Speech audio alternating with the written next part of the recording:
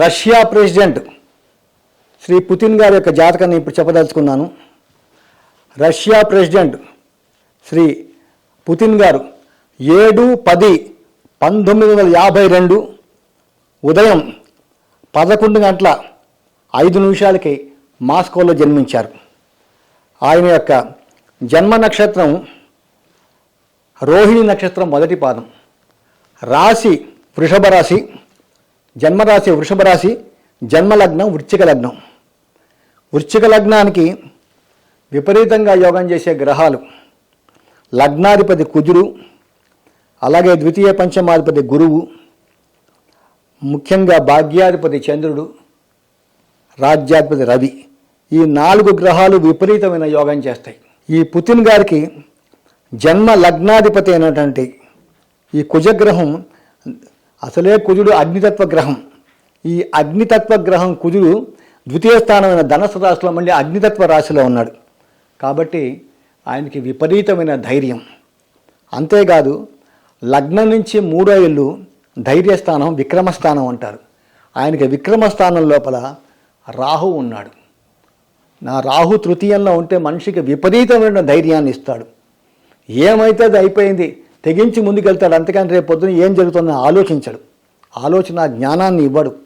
ఎందుకంటే రాహు ప్రబలమైన పాపగ్రహము, మొండి గ్రహం. ఈ రాహు తృతీయ స్థానంలో మిత్రక్షేత్రమైన శనేశ్వరుని ఇంట్లో మకర రాశిలో ఉన్నాడు. అట్లాగే ఈయనకి ద్వితీయ పంచమాధిపతి, ద్వితీయం కుటుంబ స్థానము, పంచమం బుద్ధి స్థానము. ఈ ద్వితీయ పంచమాధిపతి గురువు ఈయనకి 6వ ఇంట పడిపోయాడు. ఇది చాలా మైనస్ పాయింట్. బుద్ధి స్థానాధిపతి ఎప్పుడూ 6వ ఇంట ఉండకూడదు. 6వ ఇల్లు ఏంటంటే రోగస్థానము, రుణస్థానము, శత్రుస్థానము. ఆ స్థానంలో పంచమాధిపతి ఉంటే ఆయనకి జీవితాంతం మానసిక వ్యధ చాలా అధికంగా ఉంటుంది. ఈయనకి అట్లాగే 7వ స్థానంలో ఉచ్చస్థితిలో ఉన్న చంద్రుడు, భాగ్యంలో కేతువు, ఆయనకి లాభస్థానంలో రవిశనులు, వ్యయంలో శుక్రబుధులు ఉన్నారు. ఇది ఆయన యొక్క జాతకం. ఈ యొక్క పుతిన్కి ప్రస్తుతం ఆయనకి నడిచే దశ 30-4-2022 నుండి 30-4-2039 దాకా 17 సంవత్సరాలు బుధ మహాదశ జరుగుతోంది. బుధుడు ఈ లగ్నానికి అతి పాపి.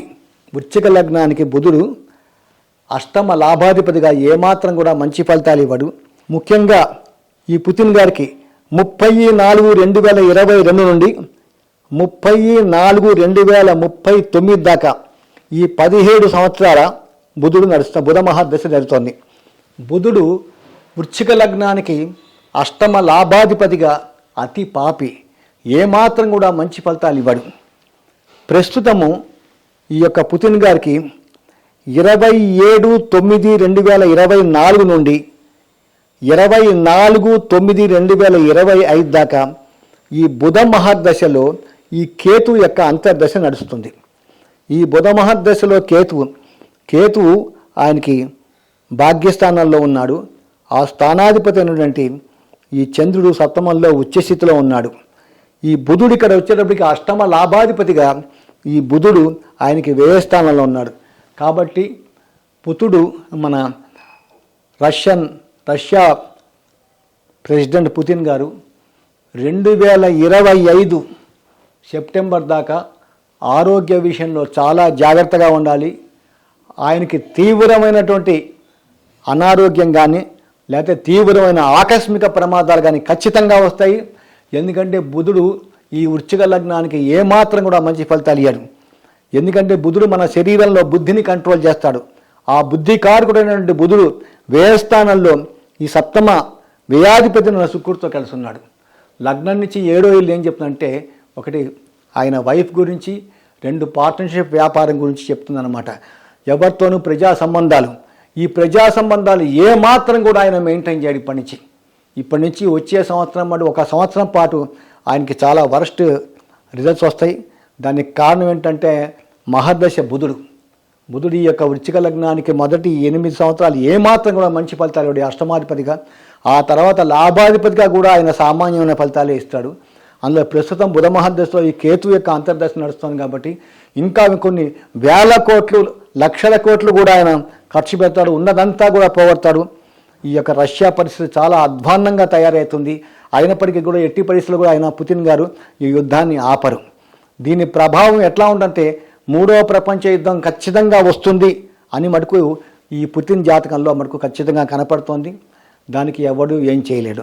ఆయనకు ఉన్న గ్రహస్థితి చూస్తుంటే ఆయనకి నవాంశలో కర్కాటక లగ్నం అయింది. లగ్నంలో రవి, ద్వితీయమైన సింహరాశిలో రాహువు, శని, చతుర్థంలో బుధుడు, పంచమంలో గురువు, అష్టమంలో కేతువు, భాగ్యంలో ఉచ్చస్థితిలో ఉన్న శుక్రుడు, దశమంలో చంద్రుడు, లాభంలో కుజుడు ఉన్నాడు.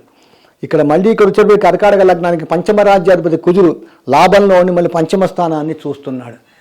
ఎటువైపు చూసినప్పటికీ కూడా ఈ పుతిన్కి వ్యక్తిగతమైన ఒరిజినల్ జాతకం బాలేదు.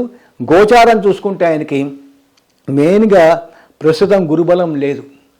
గురువు ఆయనకి జన్మరాశిలో ఉన్నాడు. గురువు ఎప్పుడు ఆయన గురుబలం వస్తుందంటే 2025 మే 14వ తారీఖు నాడు ఈ గురుగ్రహం వృషభ రాశి వదిలి మిథున రాశికి వెళ్ళిపోతుంది. అప్పటి నుంచి ఈ వృషభ రాశి వాళ్ళకి గురుబలం వస్తుంది. ఆయనకి ప్రస్తుతం గురుబలం లేదు. ఒక రాహు మటుకు లాభస్థానంలో ఉన్నాడు, చాలా మంచిది. అట్లాగే శని కూడా ప్రస్తుతం దశమ స్థానాల్లో ఉన్నాడు. దశమంలో శని మంచి ఫలితాలు ఇవ్వడు. ఈ శనేశ్వరుడు రేపు 2025 మార్చి 28 దాకా ఉండి 29వ తారీఖు నాడు మీన రాశికి వెళ్ళిపోతాడు. 2025 మార్చి 29 నుంచి వృషభ రాశి వాళ్ళకి శని బ్రహ్మాండంగా ఉంటాడు ఒక 2.5 సంవత్సరాల పాటు. కానీ ప్రస్తుత పరిస్థితుల్లో మటుకు ఆయనకి దశ అంతర్దశ ఏమాత్రం అనుకూలంగా లేదు. గోచారం కూడా ఇంకా ఏమాత్రం అనుకూలంగా లేదు.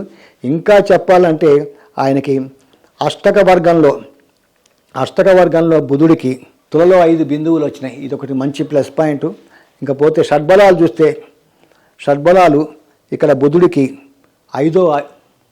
ఐదో ప్లేస్లో ఉన్నాడు. బుధుడు చాలా వీక్ ఉన్నాడు షడ్బలాల్లో. కాబట్టి బుధ మహర్దశ మటుకు ఏమాత్రం యోగం చేయదు. కాబట్టి ఈ రష్యా జాతకము బాగాలేదు.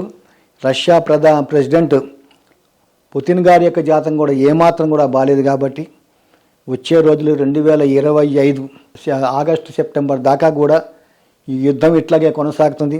చాలా దేశాలు ఇందులో పాల్గొంటాయి. అట్లాగే 2025 మార్చి 29 నాడు 6 గ్రహాలు మీన రాశిలో కలుస్తున్నాయి. షష్టగ్రహ కూటం ఏర్పడుతుంది. ఈ షష్టగ్రహ కూటం వల్ల ఖచ్చితంగా మూడవ ప్రపంచ యుద్ధం రావడానికి అవకాశాలు చాలా వరకు ఉన్నాయి. ఇది గ్రహస్థితి. ఈ గ్రహస్థితి దశ అంతర్దశ విదశని బట్టి గోచారాన్ని బట్టి మనం చెప్తున్నాం. మనం చెప్పేది కాదు. బృహత్పరాశర హోరాశాస్త్రం, పరాశర మహర్షి రాసిన జ్యోతిష్ శాస్త్రం 5000 సంవత్సరాల కిందట రాశాడు ఆ మహానుభావుడు. మనం చదువుకున్నాము, నేను చదివాను. నాకు వచ్చిన నా యొక్క నాలెడ్జ్ 35 సంవత్సరాలుగా జ్యోతిష్ శాస్త్రంలో ఉన్నాను. కాబట్టి అన్ని విధాలుగా తీసి ఈ యొక్క Russia date of birth, place of birth, time of birth, ప్రపంచ ప్రఖ్యాతి కాంచిన జ్యోతిష్ శాస్త్రవేత్త డాక్టర్ బివి రామన్ గారి మ్యాగజిన్, అస్ట్రాలజికల్ మ్యాగజిన్, గత 90 సంవత్సరాలుగా ఆ మ్యాగజిన్ వస్తోంది. అందులో తీసుకొని నేను మీకు చెప్తున్నాను. సెలవు. సర్వే జనా సుఖినో భవంతు.